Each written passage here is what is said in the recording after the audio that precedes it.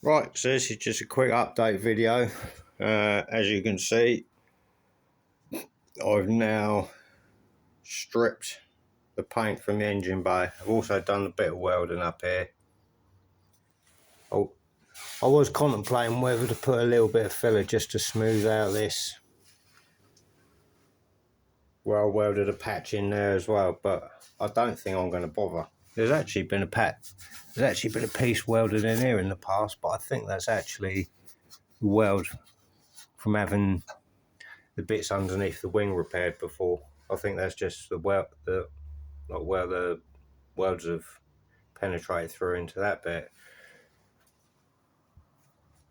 But yeah, I haven't had a bad hit today, but I didn't do a video because I don't think anyone really wants to watch me stripping paint off for about 5 hours, which is what I've been doing. But it's all stripped off nice now, so I can get that in epoxy and then hopefully get a coat of green on it next week. I'll start stripping the wing as well because I want to get the wings in epoxy. But I run out of batteries on my cordless grinder and I can't be bothered to get all the other one out, so I just kept going until I ran out of batteries. So I've got the top of that to strip.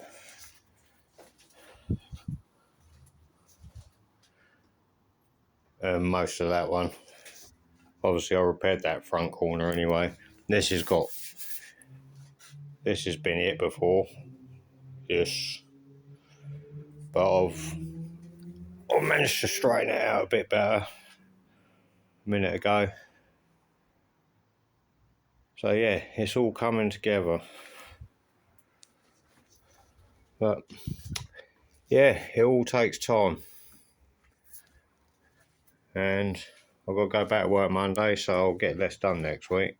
That's why there's been a few videos this week, because I've had a couple of extra days around here, whereas normally I only come round here on a Saturday. But yeah, so just a quick update and I'll catch you next time.